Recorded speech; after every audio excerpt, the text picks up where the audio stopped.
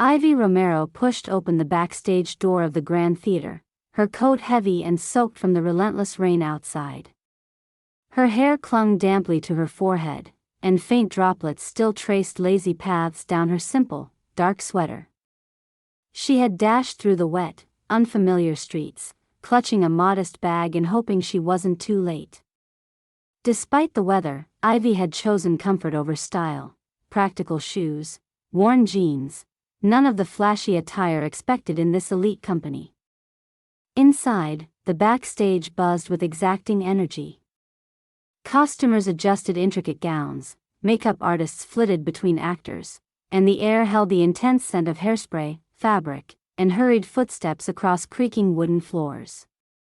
Around Ivy, conversations slowed, eyes flickered her way, and some whispers rose just loud enough to carry. They noticed the crease in her sweater, the rain-damp hair, and that she didn't quite fit the polished rhythm of this place. Karen, the backstage manager, tall and sharply dressed in black with a clipped voice, caught sight of Ivy near the costume racks.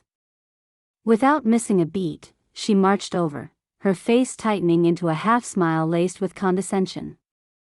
"You there, costume girl," Karen hissed, loud enough for a few to glance up. "How's that rack still a mess? Go fix it before curtain up, will you? And try to remember the dress code next time." Ivy met Karen's icy gaze without blinking. There was a flicker, a momentary spark, of something unreadable in her eyes, but she said nothing. She simply nodded once and turned toward the costume area where chaos seemed trivial compared to what was coming. Around them, a few cast members exchanged quiet, amused looks, sensing the drama unfolding but missing the meaning behind it. Ivy's single nod was the only response Karen received before she smoothly turned on her heel and moved away from the costume racks, not toward them.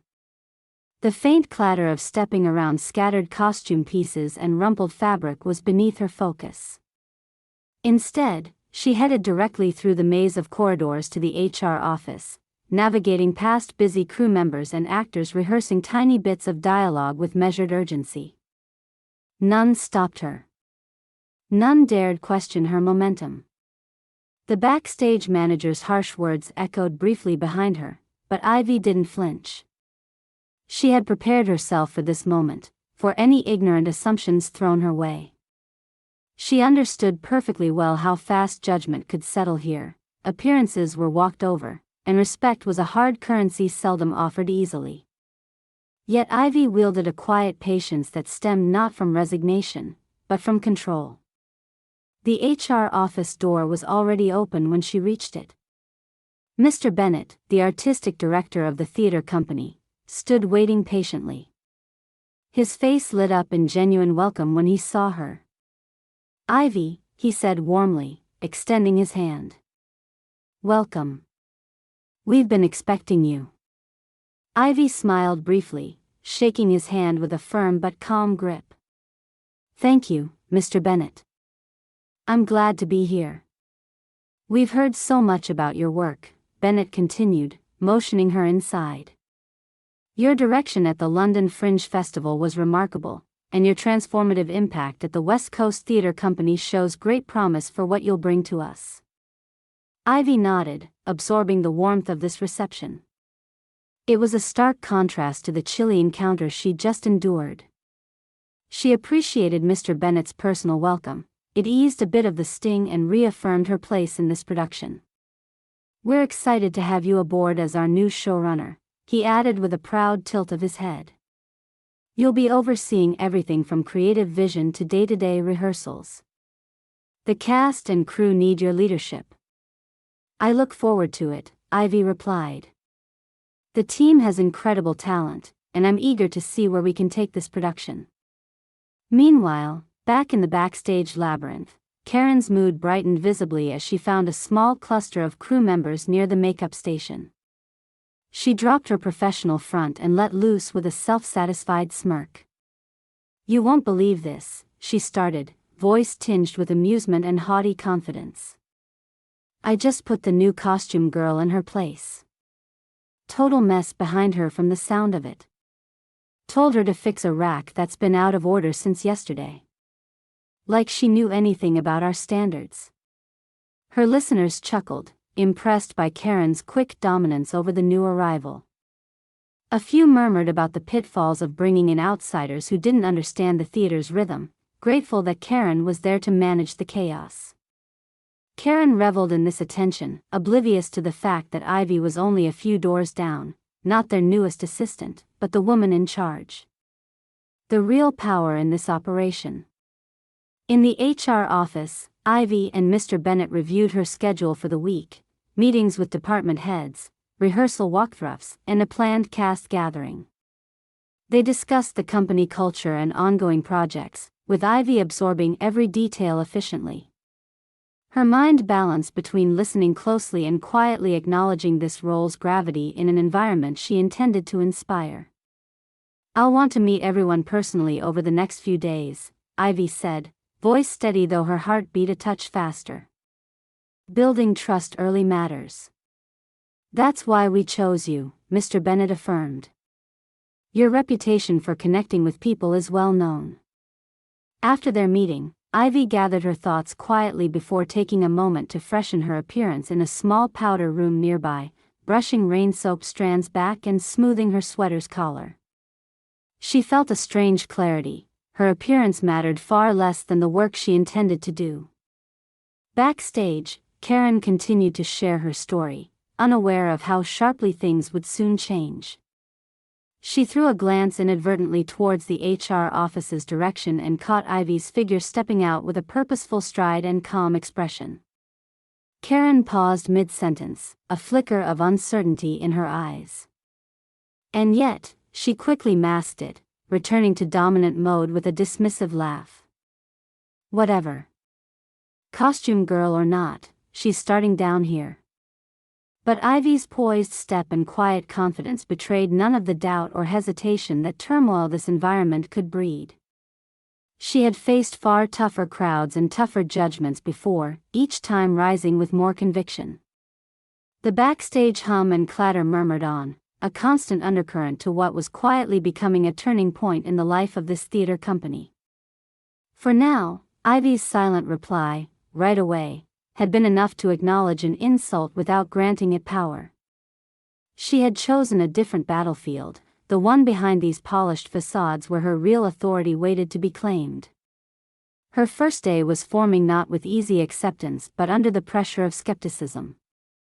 Yet Ivy's readiness was clear. She was here not to blend in, but to lead, and every sharp glance she endured fueled her steady climb to the top. The rehearsal hall was alive with movement and low chatter when the cast and crew began gathering for the scheduled production meeting. Long wooden benches filled up slowly, clusters of actors stretching muscles, checking scripts, and exchanging half-focused conversations. The air smelled faintly of varnished wood and chalk dust, mixed with the faint trace of fresh paint from set pieces.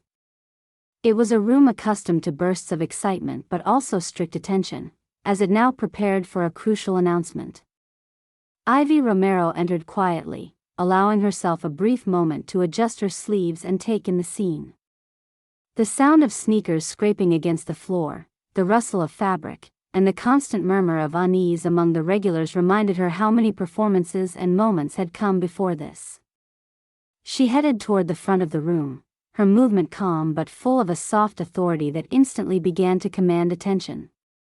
As the theater's artistic director, Mr. Bennett, stepped up to address the assembly, a hush slowly fell over the space.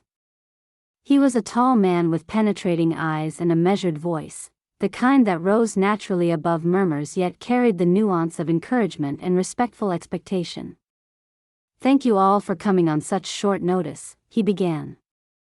"We have some important news regarding the leadership of this production." Heads turned as Ivy took her place beside him, standing with a straight back and steady gaze. The contrast between her understated clothing and the poised assurance she radiated created a slight ripple of surprise among the audience. Mr. Bennett continued, his eyes sweeping the room. "I would like to officially introduce Ivy Romero as our new showrunner. Ivy brings a wealth of experience, having led major productions both here and abroad, and she will be responsible for guiding this entire show's creative direction from now on. Whispers began to rise, the cast exchanging glances filled with curiosity, excitement, and something else, skepticism. Ivy could feel the weight of those eyes, but she held her ground, calm in the pressurized atmosphere. At that moment, Karen burst through the rehearsal hall doors, fashionably late, her usual air of mastery unruffled, or so she attempted. But the scene that met her eyes halted her with the force of a sudden jolt. Ivy Romero, the very woman she had just publicly demeaned backstage, was seated prominently at the front, clearly accepted, even respected here. Karen's face paled slightly. Her usual confident smirk faltered, replaced by a flicker of disbelief mingled uneasily with embarrassment. She clenched her jaw, swallowing whatever corrections spilled unvoiced inside her head. Around her, the whispered conversations quickened. Some cast members smirked knowingly, a few exchanged amused glances, the unspoken commentaries that Karen's assumptions had been spectacularly misplaced now palpable in the air. A couple of costume assistants gave quick smiles to Ivy's direction, their postures subtly shifting from indifferent to intrigued. Karen tried to step back, planning a strategic retreat, but Mr. Bennett's firm tones stopped her in place. "Karen," he said carefully but decisively, "please remain seated. We will speak shortly." There was a tangible shift in tension, the atmosphere tightening as the balance of power visibly altered in front of them all. Ivy rose smoothly, sensing the moment's importance. Her voice, when she finally spoke, was measured yet steady, carrying the cool confidence of someone who had spent years earning her place in the theater world. "Thank you, Mr. Bennett. I know change can be unsettling, but I'm here to build on the incredible work already happening. This production has immense potential, and together, we will realize it with passion and professionalism." Her words hung in the room, affecting the mood instantly. Those who had been skeptical listened more closely. Some nodded thoughtfully. Even Karen faltered at the edges of this new reality, unsure how to respond.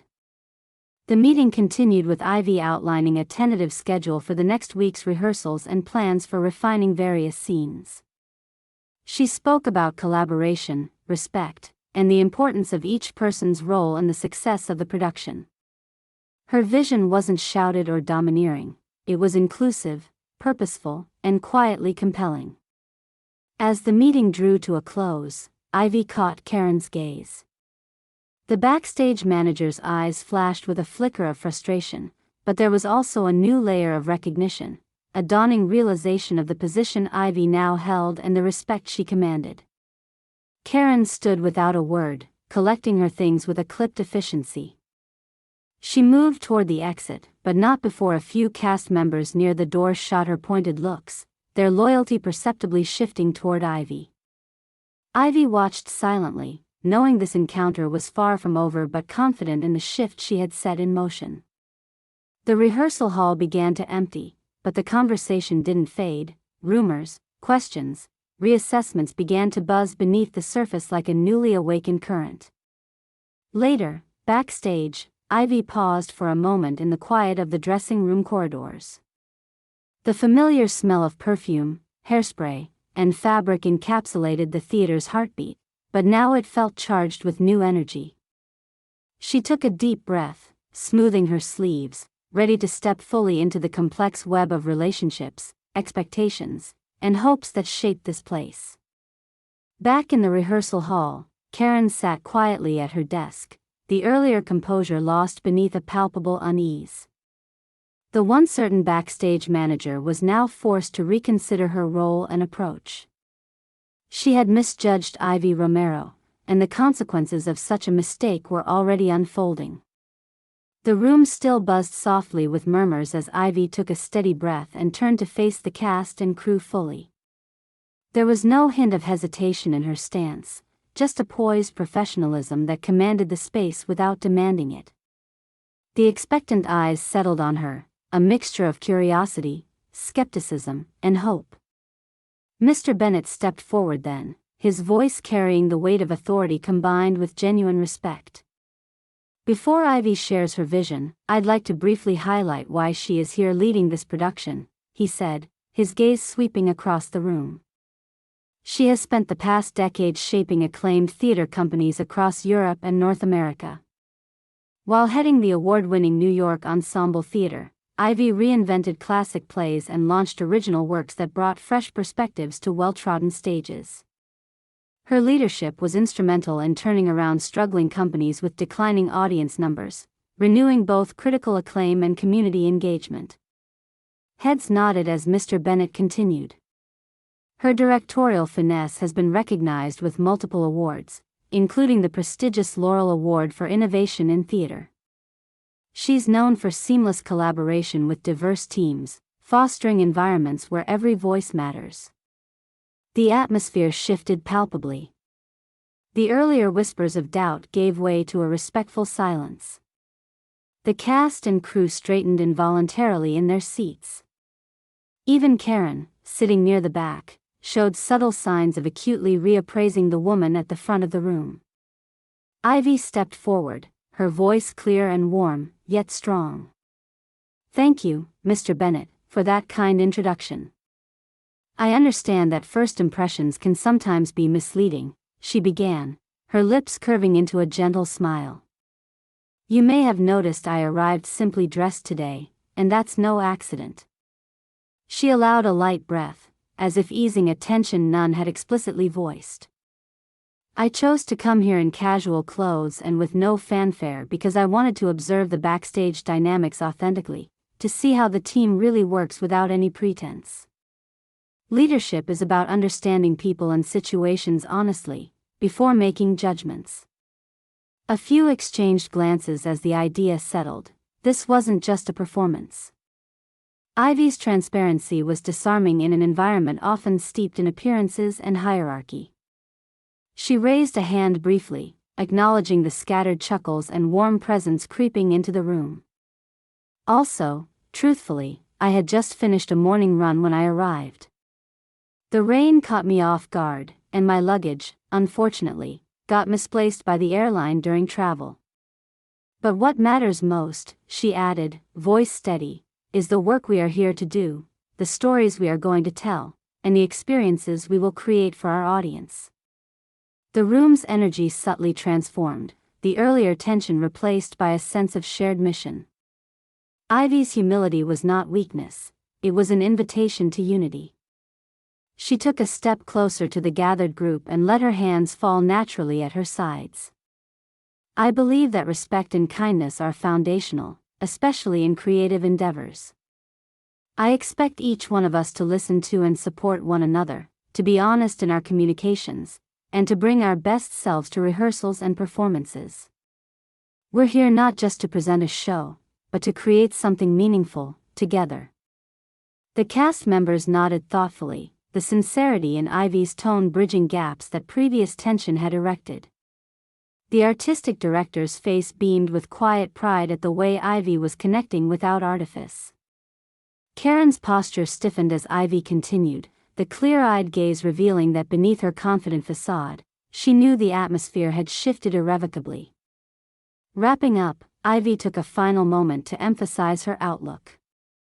"I understand the high standards this company holds dear. I come here not to disrupt for disruption's sake, but to build on the excellence already present. We will face challenges, as all productions do, but with shared purpose and respect, I'm confident we will overcome them and deliver a performance we can all be proud of." The room remained still for a beat after Ivy finished. Then, spontaneous applause began, a modest but genuine show of support, rising gradually as more in the room expressed their approval. Karen clapped hesitantly, the smallest flicker of her former certainty dissipating, replaced by cautious acknowledgement. As the meeting broke up, several conversation groups formed at the edges of the hall. Some crew members sought Ivy out immediately to discuss tentative ideas. Actors approached with questions and introductions. The air was lighter with anticipation than it had been mere moments before. Later, Ivy retreated briefly to her small office space, a room lined with posters from past productions and shelves filled with scripts and notes. She allowed herself a private smile, knowing that her approach had planted the seeds for a leadership style grounded in authenticity and collaboration. She reflected quietly on how arriving in simple clothes had disarmed suspicion, revealing more than anyone had expected about her character and priorities. The hallway outside her office stirred as Karen approached hesitantly, carrying a stack of notes somewhat crumpled in her grasp.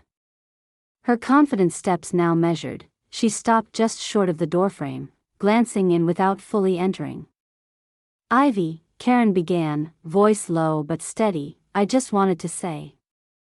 I underestimated you. That was wrong." The words felt earnest but unfamiliar, a rare crack in her usual armor. Ivy looked up from the papers she was reviewing and met Karen's eyes with quiet grace. "Thank you, Karen. That means more than you might think." She gestured toward a chair. "Sit if you want to talk." Karen hesitated, then nodded and took the seat. In that moment, the backstage manager's usual rigidity softened just enough to signal a willingness to listen, to change. "We have a lot of work ahead," Ivy said kindly. "But I believe in second chances and building on strengths." Karen exhaled, almost relieved. "I'm ready to support you and this company, Ivy. Let's do it right." As Karen rose to leave, Ivy returned her focus to the handwritten notes before her, feeling the quiet certainty that this production, under their combined efforts, could truly flourish. The day's events had turned expectations inside out, but Ivy's resolve remained steady, her vision for the theater clear, one where leadership was earned through character and collaboration, not appearances or assumptions. Later that afternoon, the atmosphere backstage felt markedly different. The chattering crew members who once whispered snide remarks now exchanged nods of respect as Ivy passed through the corridors. Her presence, composed and unassuming yet undeniably authoritative, had begun to reshape the raw energy that thrummed through the theater's veins. Karen sat alone in the small HR office, her fingers drumming an anxious rhythm on the desk. The door opened quietly, and Mr. Bennett entered, his gaze firm yet measured. "Karen," he began, his tone serious, "I've been informed of your conduct earlier today. Publicly berating a colleague, especially before understanding her role, is unacceptable behavior, and it undermines the team." Karen swallowed, her usual defenses faltering in the face of his steady reprimand. I made an assumption," she admitted. "I thought Ivy was a junior assistant. I didn't realize she was the showrunner." Mr. Bennett nodded slowly. "That mistake had consequences. It publicly embarrassed someone who has been brought in to lead us. As a consequence, you will be removed from your responsibility coordinating the costume department for the remainder of this production. Instead, you'll assist with set organization to regain trust. Additionally, I expect you to apologize to Ms. Romero by the end of the day." Karen's lips pressed into a thin line, but her posture shifted into compliance. "Understood, sir. I'll make it right." "That's all I expect," Mr. Bennett said softly before leaving the room. Karen lingered in the quiet after he left, the weight of the reprimand settling on her shoulders. It was an unfamiliar feeling, one that hinted at the need for reflection and growth. When her shift ended, she found herself walking toward the rehearsal hall once more, the notes from the earlier meeting clutched tightly. Meanwhile, Ivy's team was beginning to coalesce around her leadership. The costume designers, lighting technicians, and cast members who previously eyed her skeptically now greeted her warmly in the hallways. Conversations tried to catch her attention, questions were asked about rehearsal schedules, creative directions, and expectations. Ivy responded with patience, clarity, and an ease born from experience. The turning point came when Marcel, an enthusiastic young set designer, approached Ivy after a casual crew coffee break. Ivy, I've been sketching some new ideas for the finale's backdrop. Could I run them by you? Absolutely, Ivy replied with a smile that invited collaboration rather than command. I want to see your vision. Their lively discussion drew interest from neighboring crew members, signaling a growing culture of openness and shared creativity. Back in the quiet green room, Karen finally found the moment to seek out Ivy.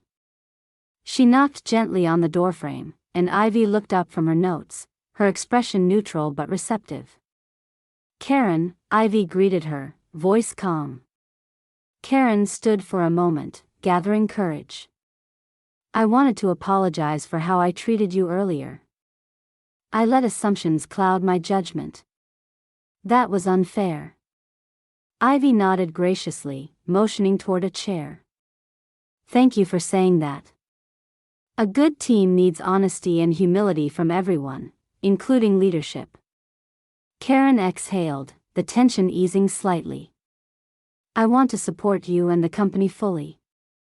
I'm ready to learn and work harder. Ivy gave a small, approving smile.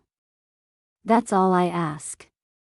The exchange felt like a subtle turning point, a bridge being built between two very different personalities driven by a common goal. From that day forward, the backstage atmosphere shifted palpably. Karen approached her reassigned duties with quiet determination, showing renewed respect for colleagues and an openness to new ways of working. Her brusque edge softened, replaced with thoughtful attentiveness. Crew members noticed the change and responded positively. Ivy's leadership became a steady pulse throughout rehearsals and preparations. Her firm but fair communication style set clear standards while encouraging creativity. She held brief daily team check-ins, dedicating time to listen to concerns and suggestions. The combination of structure and empathy fostered a sense of unity and shared purpose. One afternoon, as rehearsals wrapped up, Ivy passed Karen in the hallway. Their eyes met briefly, no words were spoken. Instead, Karen offered the faintest nod, a silent gesture of respect. Ivy returned the nod with just a touch of a smile before moving on, her stride confident and purposeful. Walking deeper into the heart of the backstage corridors, Ivy felt an unmistakable sense of belonging. The theater, once a place of whispered doubts and guarded skepticism, was now awakening to new energy, one guided by experience, integrity, and quiet strength. The cast and crew were beginning to see her not just as a newcomer but as the leader who would carry their production forward. Her clothes remained simple, her hair occasionally tousled from long days, but that mattered little now. The true measure of leadership had revealed itself in actions, in respect earned and upheld. Ivy Romero had arrived not to blend in, but to inspire change, and she did so without a single raised voice or grand gesture. The stage was set, the team united.